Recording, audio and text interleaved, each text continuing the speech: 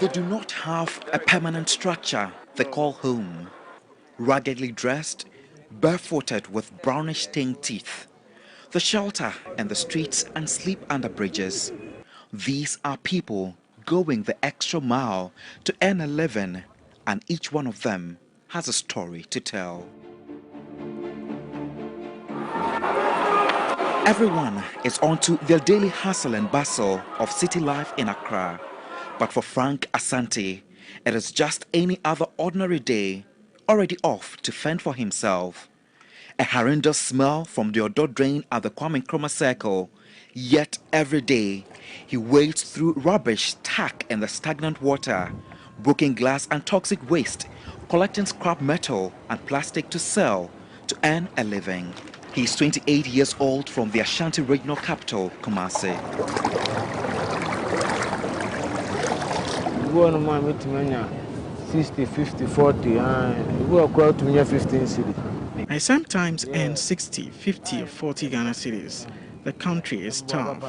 And come on more the day and can do my party. And also be a Juma pie. I buy no boy. Frank traveled to the capital to make life better for himself.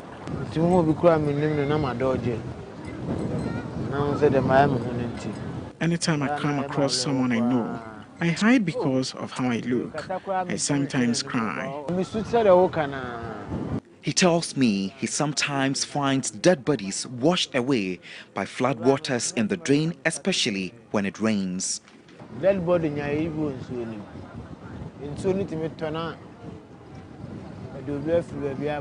We sometimes see dead bodies in the water, especially when it floods. I am used to the stench here. I am not perturbed.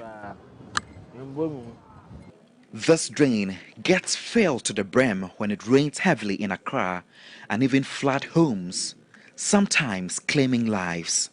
A clear example is the tragic June 3rd disaster in 2015. Frank says he makes more money because the water comes along with a lot of scraps from different channels. It was his dream to become a commercial driver or a fabricator, but drug addiction has been his biggest challenge to overcome. I am addicted to cocaine. I don't want to steal to survive. Anytime you get here at the Odo drain, it comes with a heady smell. And this particular drain connects to a number of drains, and anytime it rains heavily in the capital, all the water gathers here before it moves straight to the sea.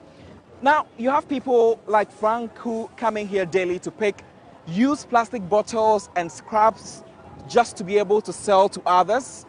He's one of the many people in the capital who are doing all jobs just to be able to earn little money to earn a living. But in this particular place where you have people who live around the banks of the drain, they urinate here daily, they defecate into the drain, and you have a number of people who have connected their public toilets and bathrooms water to this particular drain.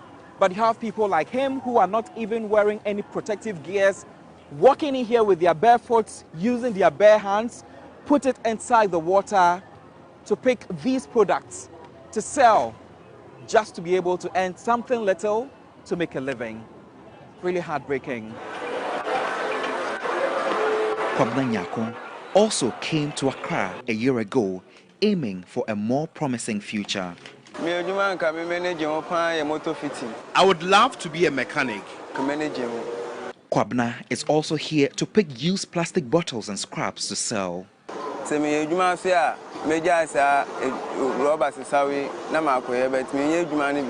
I will leave this job for a better one when it comes my way.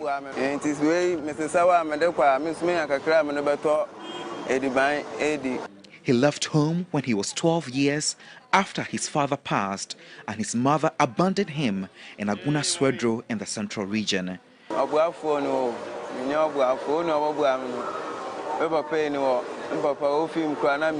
I've been taking care of myself since I was 12.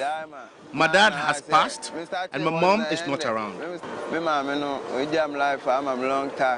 They do not earn much for what they collect. Middlemen buy recyclables recovered by these waste pickers sort, clean and process them before selling to scrap dealers who sell it on. It is these middlemen and scrap dealers who often earn large profits.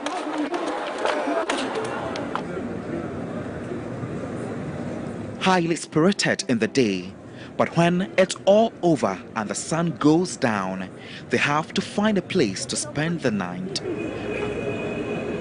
After a hard day's work, Frank comes here to pass the night, a place he calls home, under the Circle overpass, battling mosquito bites. When I got here, he was fast asleep until I tapped him. Frank was so tired he forgot to take his dinner, porridge and bread.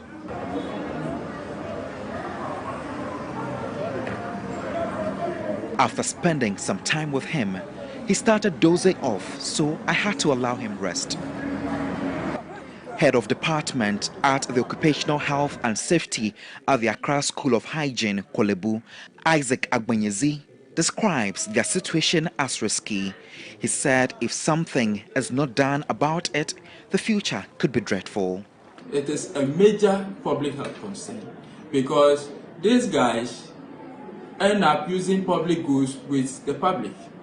They enter public transports, and who knows the extent of the contamination they do after they enter these gutters. When they enter the gutters without the contamination, they enter Totro. Anyone who comes into contact with them is exposed. We have to look at identifying these guys, training them, giving them information about the extent of exposure and how that is dangerous to their health, and the need to protect them, give them PPE so they are protected as they salvage these wastes, which they find as resources. In the second quarter of 2022, a study conducted by the Ghana Statistical Service revealed about 1.74 million of 13.4% of the total working population of 13 million in the age bracket of 15 years and above in the first quarter of the year were unemployed. It revealed that unemployment rate rose from 13.4% to 13.9%, which consists of 1.8 million people in the second quarter of the year. More worrying is that the age bracket affected by unemployment is from 20 to 29 years, where Frank and Kwabena falls. Aside the daily grind for survival, people like them often face discrimination. Godwin Asidiba, TV3, Accra.